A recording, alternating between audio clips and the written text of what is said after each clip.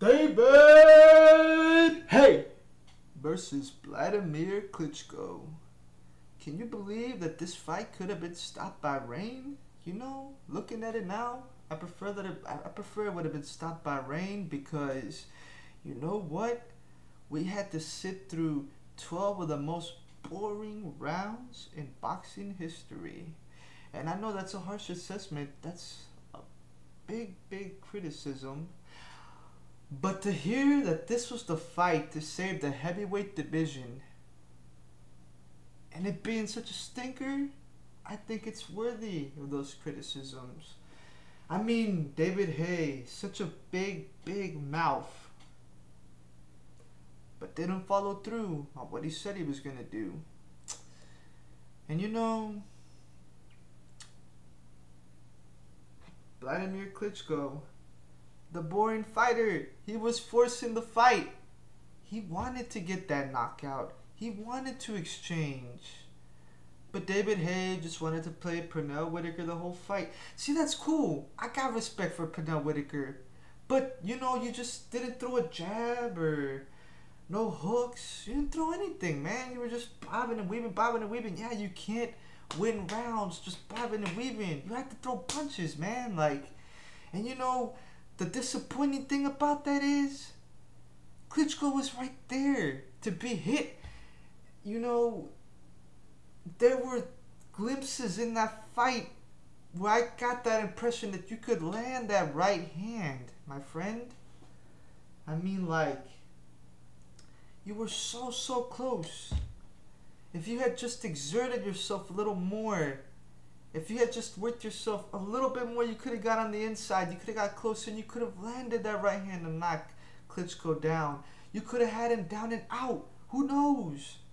You know what I'm saying? And then at the end of the fight, you come and tell us that you couldn't do it because you had a hurt toe. A toe? Really? I think that's just like Larry Merchant said, a bad alibi. Because, you know, I was faster than him. I mean, he had reach over you.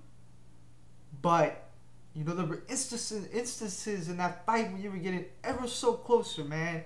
All you had to do is push yourself a little further. Imagine that, David Haye. If you had been the one to dethrone Vladimir Klitschko, do you know how much admiration the world would be giving you right now?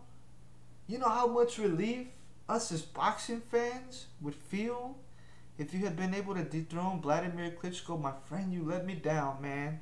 And to think I waited for that fight an entire week and you didn't come through. You know what I'm saying? And now you want to get a rematch. Well, the sad thing is, I don't see that happening.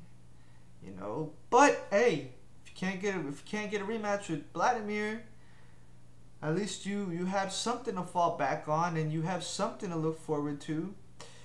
Vitaly Klitschko wants to fight you now. You know, if you couldn't take down Vladimir, you have the chance to take down Vitaly. Oh, but wait! If you couldn't even knock out Vladimir Klitschko, the China Chin, good luck trying to knock out Vitaly Klitschko, the Iron Chin. Oh, and did I tell you, he's taller.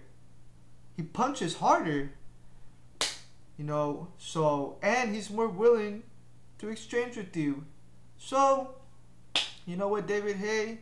Your dreams of defeating the Klitschko, you can kiss them goodbye. Because they went down the drain with that performance against Vladimir. Now, on to the next topic. Julio Cesar Chavez Jr. and Canelo Alvarez. Oh man, this feud has gone on for a year or two, and you know what? It displays that same type of feud along the lines of you know, Oscar De La Hoya and Fernando Vargas. You know, Danny Romero and Johnny Tapia. You know, you guys aren't so hostile, but you constantly throw shots at each other in the media. It's obvious you guys want each other. You want to get in the ring. You want to knock the other's head off. And I'll tell you, HBO has done a great job building you up. And that was masterful how they put you on the network both in the same month. Now Julio Cesar Chavez Jr., so lucky. You got a title now. You can thank Don Suleiman for that one, because he found an opponent, an undefeated opponent. See, people saw that guy and they said, oh, he's undefeated. Maybe he's good. Maybe he'll pose a challenge. But little did they know that he didn't pose a threat, because he didn't really have any power. So that was, they found a way to safely place the strap on you. But, oh, now you have to deal with Miguel Cotto, Sergio Martinez. Oh, I know Sergio Martinez would love a fight with you, but would you love a fight with him? Oh, and then you got Perro Angulo. He's called you out before. How come you're not answering him? I don't get that. And then Canelo, 2 weeks later, he defends the title he won against hold up, let me see. Who was it? Oh, the title he won against Matthew Head, and he defended it against Ryan Rhodes, but he was facing an opponent that just wasn't willing to fight him, scared to death, really. But then the same thing for Chavez goes for Canelo. You had to deal with all those same fighters. But then, you know, both of you young lads are unproven. And,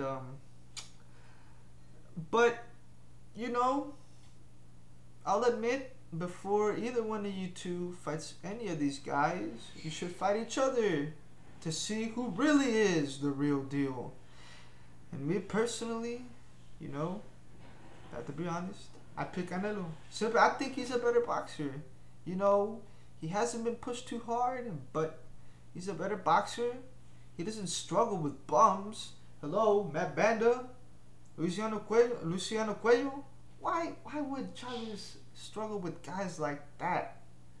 You know, and if this fight, wherever it take place, I see Canelo knocking Chavez out. Chavez, you know, he has stamina issues. He struggles with the average fighters. So if they were to fight, my bets go with Canelo. You know what I'm saying? I'm sure that right hand would find its way right down the middle, straight on Chavez's chin. Bam! Right over. And then we would finally get to see who's the real deal. Saul Canelo Alvarez. And as for Chavez, the hype job would be over.